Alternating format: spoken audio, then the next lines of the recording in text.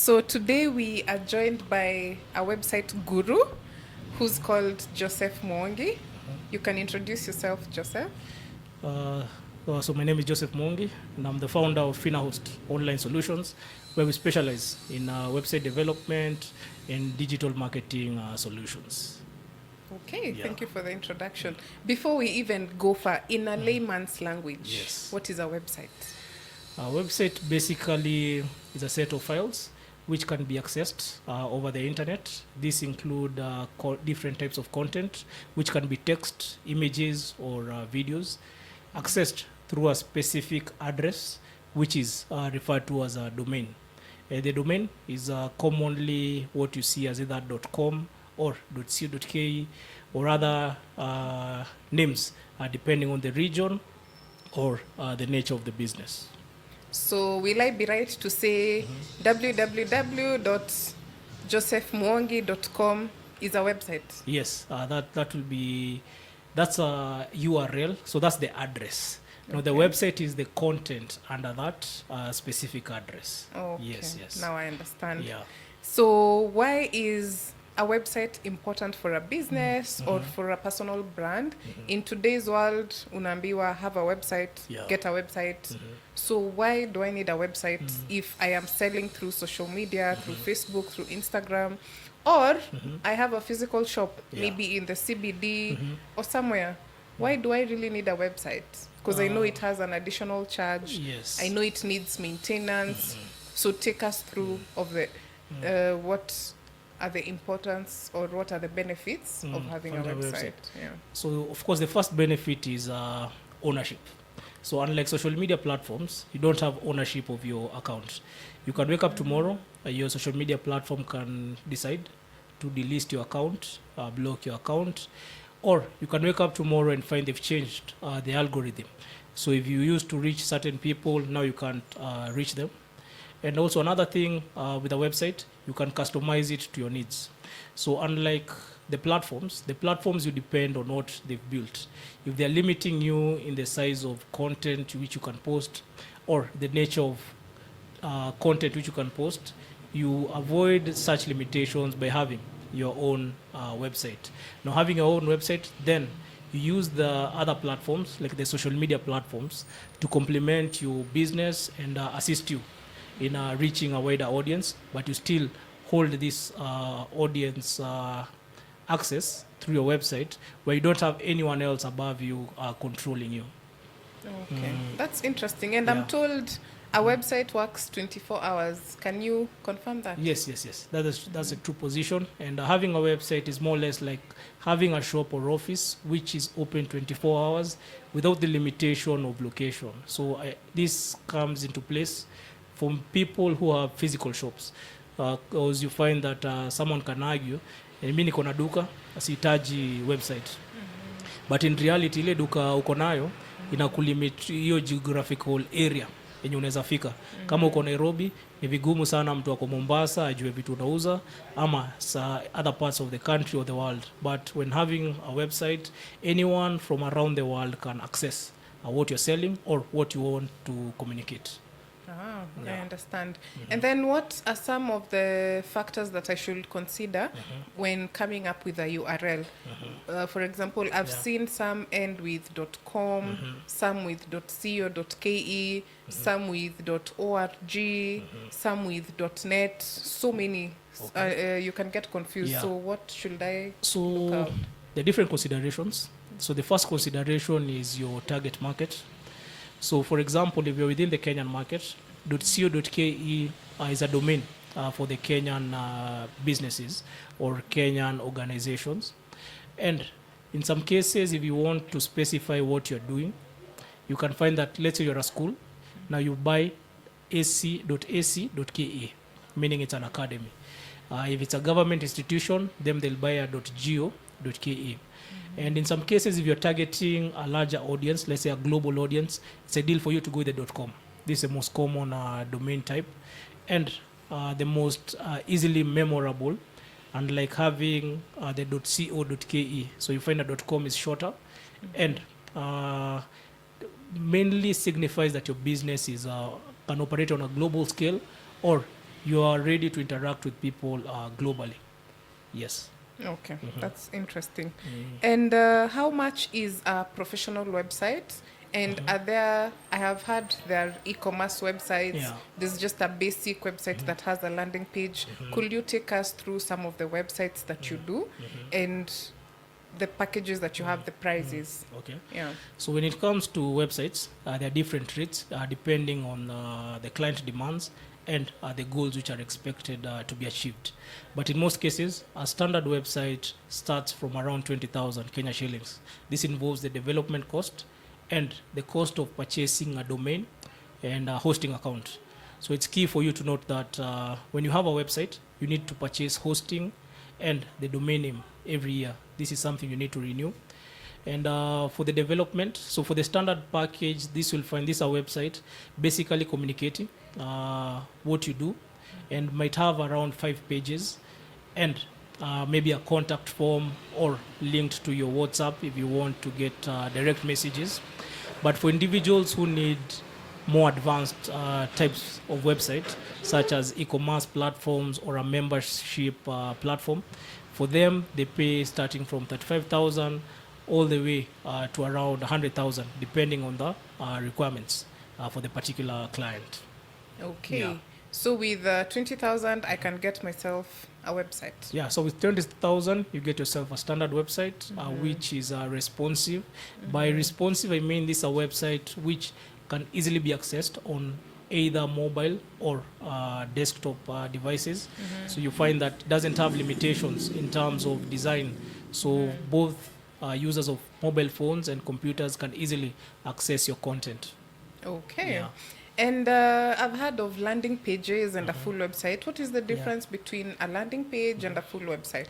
A landing page, in simple terms, is just a one-page website where you find that you maybe have a short goal of maybe collecting leads or communicating, where once your target market clicks on your link, they're able to reach a specific page where they might see maybe your value proposition, what you intend to sell, and maybe a form to collect their details, or a way through which they can be able to contact you for further business or to take the next action.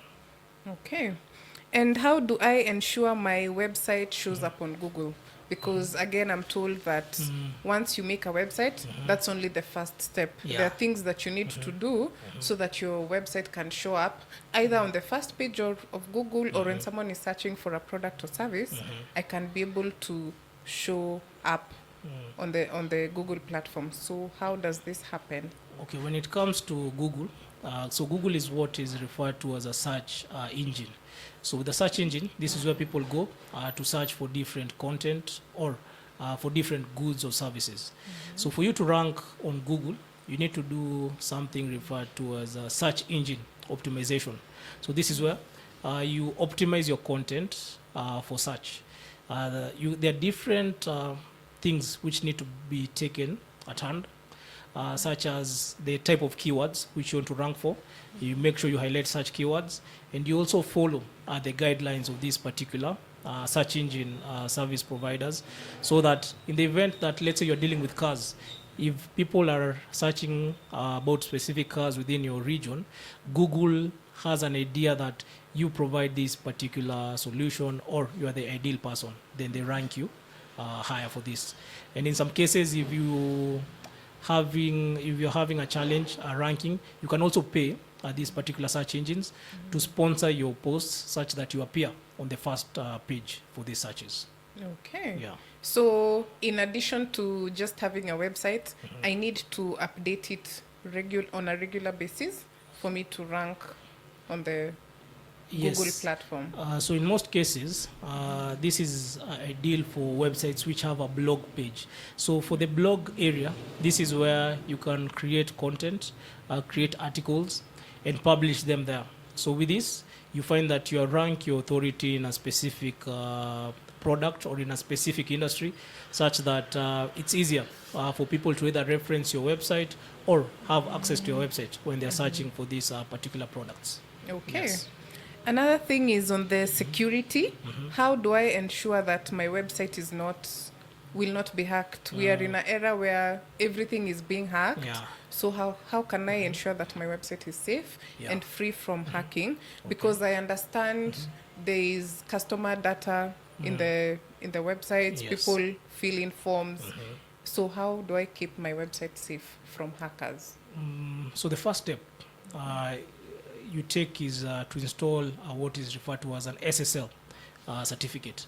So you find that once you purchase this domain name, there's what is referred to as the URL. So the URL is the complete address, which starts with HTTP, and then hyphen, and then 2 slashes, and then your domain name. So once it's only the HTTP, this means that your website is vulnerable for your information to easily be tapped into. So you need to purchase or invest in an SSL certificate for your website. That's the first step. And then the next step, you can find plugins or solutions which work in more or less the sense of if you have a computer, you install an antivirus. It's more or less the sense. So you can invest in additional tools to secure your website data, and they're able to block against malicious attacks on your specific website. Okay. So how can a website help me make more sales or generate leads from my business? Okay. Let me give you context. I have a hardware in the CBD. I don't even have maybe social media platforms, Okay. or maybe I have just opened Instagram, Facebook, and TikTok. Yeah. So now my marketing person is telling me we need a website. Okay. So how will a website help me generate more leads or make sales for my business? Okay. So the first step which I can recommend to such a situation is having an e-commerce website. So with an e-commerce website, this is whereby you'll be able to list your goods which you're selling, let's say in your particular hardware.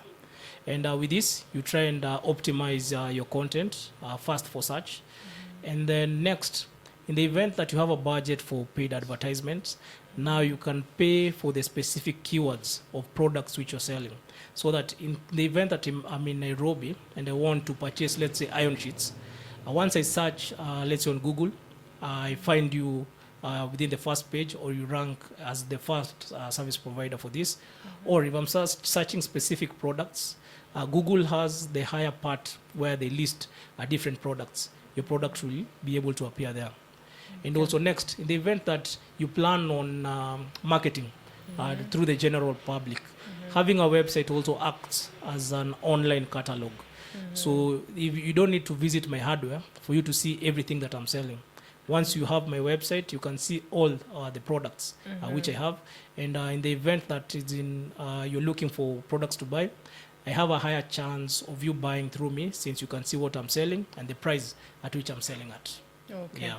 So in your experience, you highly recommend people to have websites, huh? Yes. I Okay. recommend people to have websites, but even when you have a website, you don't ignore the other models or channels of marketing.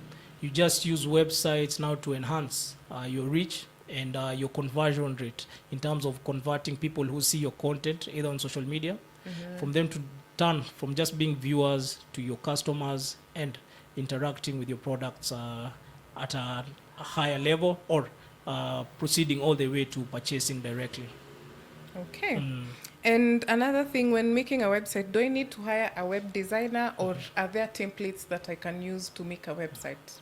In most cases, if you don't have prior knowledge or access to resources which teach you how to make a website, it's recommended that you hire a professional. The first thing is that this will save you time.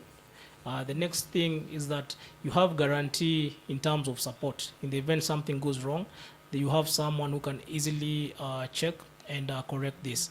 However, if you have access to resources and you have time to learn this skill, it's a good skill which can help you then save costs, which otherwise you'll have spent hiring a professional. Then you save this cost by doing it in-house for yourself. So umesema tuachane na shortcut, we get a professional web designer. Yes. Okay. And what are some of the key features of a website that you will term to be successful or a good website? What is it that that you can tell this is a good website, this is not a good website? The first thing first comes to the specific goal of the website. So a good website is the one which is catered to solving a specified problem. Let's say if the goal of the website was to communicate what you're selling or what you intend to share with the world, your website should easily communicate this first in the content. If I access your website today and I read through your content, I should be able to get what you're trying to achieve. Next is in design. If I access your website, it should have a professional design such that it's able to retain my attention and I don't have to struggle accessing your website or using your website. The next thing is convenience in terms of communication and transactions. So if I want to reach you, let's say to make a phone call, I should easily be able to get this information from your website or submit my information through a form, or if it's a product, I should be able to easily order directly from your specific website. Okay. So with that, you can say my website is perfect. Yes. Okay. Thank you so much for your time. We look forward to having you for another session. Yeah. Till then, bye-bye. So, thanks.